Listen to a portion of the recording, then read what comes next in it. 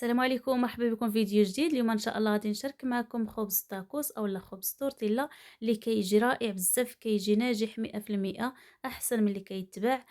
كيجينا يعني ساهل في التحضير ديالو، ما كياخذش الوقت بزاف، بالزربه تنوجدوه وتنحصلوا على خبز تاكوس اللي كيكون ناجح 100%. فنتمنى تجربوه ونتمنى ان شاء الله ينال الاعجاب ديالكم.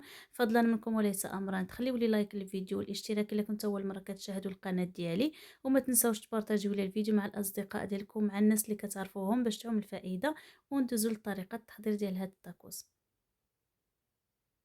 واحد القصريه عندي 3 الكيسان ديال الدقيق الابيض، عندي شويه ديال الملحه، 3 معالق ديال الزيت النباتي، وغادي نضيف كاس ونص ديال الماء اللي تيكون طايب، الماء اللي تيكون تالق الصبوله ديالو، يعني ضروري يكون الماء طايب مزيان باش ينجح معكم هذا الخبز. في الاول غادي نخلطو غير بملعقه كما كتشوفوا معايا، لان الماء تيكون سخون بزاف، فغادي نخلطو بالملعقه. عاد غادي نديرو يدينا وغادي نجمعوا العجين ديالنا. ما غاديش ندلكوه، غادي غير نعجنوه واحد شويه فقط، وغادي نخليوه يرتاح تقريبا واحد 2 دقائق، اولا تقدروا تخدموا به يعني نيشان بلا ما تخليوه يرتاح حتى ديك 2 دقائق. انا هنا غادي نجمع العجين ديالي، واخا سخون داك الماء، ولكن ضروري كنجمعوا العجين ديالنا ما حدو، يعني داك الماء سخون، ما غاديش نخليوه حتى كيبرد. صافي هنا غادي نجمعوه بهذا الشكل اللي كتشوفوا معايا. غادي نحصلوا على العجين اللي تيكون شويه رطب، ما يكونش العجين قاصح بزاف. نتوما غتشوفوا معايا كيفاش خاصو يكون العجين. هنا غادي نجمعوه فقط، يعني ما غاديش ندلكو، غادي غير نعجنو شويه وغادي نخليوه يرتاح تقريبا 2 دقائق، ولا تقدروا تخدموا به يعني في البلاصه. غادي نخلي العجينه ديالي كما كتشوفوا معايا، العجينه يعني شويه رطبه ماشي بزاف تاني. هانتوما كتشوفوا معايا كيفاش خاص يكون العجين. وغادي نغطيوه بالسلوفان، أنا غادي نخليه 2 دقائق فقط، وغادي ندوز نقطع العجينه ديالي. ما غاديش نخليوها ترتاح يعني الوقت اللي هو طويل بزاف. تقدروا تخدموا بها نيشان بلا ما تخليوها حتى يعني 2 دقائق. انا خليتها 2 دقائق ارتاحت لي العجينه ديالي. صافي غادي نقطعها كويرات على هذا الحجم اللي كتشوفوا معايا، كويرات اللي هما كبارين شويه على حساب القياس اللي بغيتو نتوما تقطعوا العجين ديالكم. بغيتوه تاكوس اللي هو صغير غادي تقطعوا العجينه ديالكم صغيره، بغيتوه كبير بزاف غادي تقطعوه كبير بزاف. انا درتو يعني بين وبين، درتو في المقله الثقيله اللي عندي. الا عندكم المقله اللي هي كبيره تقدروا تقطعوا العجين ديالكم كويرات اللي هما كبارين شويه باش تحصلوا على طاكوس اللي هو كبير بزاف. انا هنا غادي نقطع العجين ديالي بهاد الكويرات اللي كتشوفوا معايا بهاد القياس. غادي نغطيهم شويه، ما غاديش نخليهم يرتاحوا، غير غادي نغطيهم بالسلوفان. وغادي نبدا باول كره قطعتها ديال العجين، وغادي نبدا نبسطها في سطح العمل اللي غادي نرشو بالدقيق الابيض. وغنبقى نرش العجين ديالي بالدقيق وانا كنبسط فيه حتى كنرقق العجينه مزيان على هاد الشكل اللي غتشوفوا معايا. في هاد المرحله درنا المقله ديالنا باش تسخن، نقصت عليها النار وغادي نرقق العجينه ديالي بهذا الشكل اللي غتشوفوا معايا. ضروري ترققوه مزيان باش يجيكم يعني خبز طاكوس يجيكم بحال اللي كيتباع في المحلات، يجيكم رقيق ويجيو زوين. من بعد ما قرصت الخبيزه ديالي مزيان او العجينه على هذا الشكل اللي غتشوفوا معايا، هذا هو السمك ديال العجين. وغادي نديروها باش طيب. كنقصوا النار على المقله، كنشعلوا عليها غير بشويه وتندير الخبيزات ديالنا باش يطيبوا. انا غادي نعاود نقرص معكم واحده اخرى بنفس الطريقه.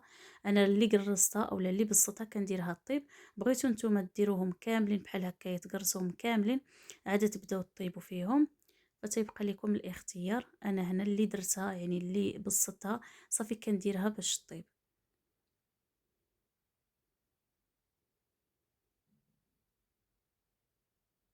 وغادي نديروها باش طيب. النار كما قلت لكم خاص يكون يعني ناقص النار على المقله، ما يكونش مجهد.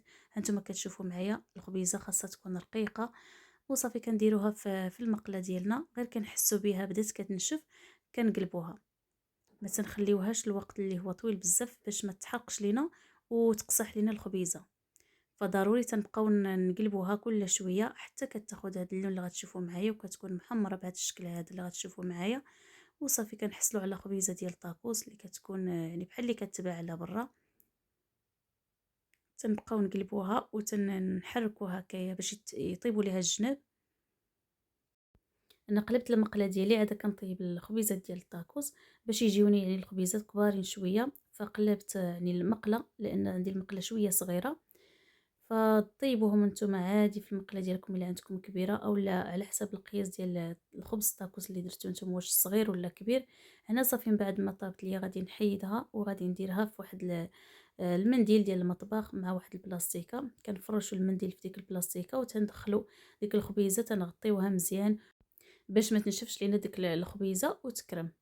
وصافي غادي نعاود معكم واحده اخرى بنفس الطريقه كما كتشوفوا معايا، كنديرها في المقله غير كتبدا يعني تنشف ليا، تنقلبها وتنبقى نحركها بهذا الشكل اللي كتشوفوا معايا، كنبقى ندورها باش كاع الجناب ديالها يطيبوا وتنقلبوها حتى كتاخذ لينا هذا اللوين هذا. وصافي كنكملوا بنفس الطريقه حتى كنساليو كاع الخبيزات ديالنا ديال الطاكوس.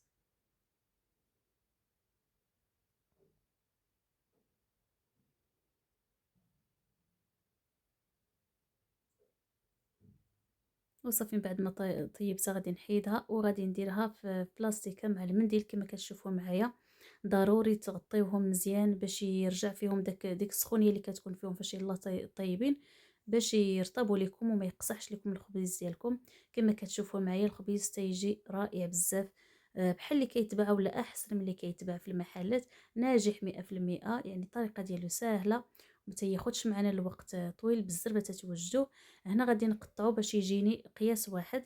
بغيتو تخليوه نتوما يعني بلا ما تقطعوه تقدروا تخليوه، راه كيجيو خبيزات اللي هما كبارين وتيجيو زوينين. انا هنا غادي نقطعو باش يجيني قياس واحد.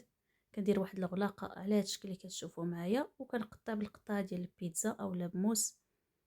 غادي نحيدو ليه يعني دوك الجوانب اللي حيدنا اللي قطعناهم، وكنحصلوا على خبز طاكوس اللي زوين بزاف، احسن قلت لكم اللي كيتباع راه كيجي رائع بزاف، كيجي ناجح 100%. فنتمنى تجربوه، نتمنى ان شاء الله ينال الاعجاب ديالكم. وغادي ندوز نصايب معكم به واحد يعني الطاكوس اللي غادي تشوفوه معايا، راه كيجي رائع بزاف بزاف. راه كديروا في بلاستيكه كطيبوا فيه داك القياس اللي بغيتوه، كديروه يعني تقدروا ديروا كميه كبيره وديروها في الثلاجه ديالكم، ما كيطرى ليه حتى شي حاجه. غير خاصكم ديروا في البلاستيكه مزيان باش ما يوصلوش البرد او لا يعني ما يوصلوش الريح ويقصح معكم، باش يبقى طري كما كتشوفوا معايا. انا غادي نصاوب معكم الطاكوس. غادي ندير الصلصه ديال الطاكوس وغادي ندير بطاطا فريت اللي قليناها.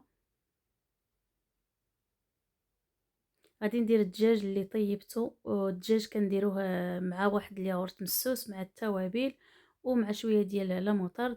كنخليوه حتى كيتشرب لينا دوك التوابل مع داك ياغورت مسوس وداك لا موطارد، عاد كنطيبوه وكنطيبوه مع شويه ديال الزيت، كنقصوا عليه حتى كيطيب لينا، كيطلق داك الماء اللي تيكون فيه، تنخليوه حتى كيطيب على خاطرو. وصافي كنشحروه مزيان وتينشف لينا من داك الماء، وكنخليوه حتى كيبرد وكنستعملوه بهذا الشكل اللي كتشوفوا معايا مع الطاكوس ديالنا. غادي نديرو شويه ديال الفرماج ولا الجبن الاحمر مع الموتزاريلا.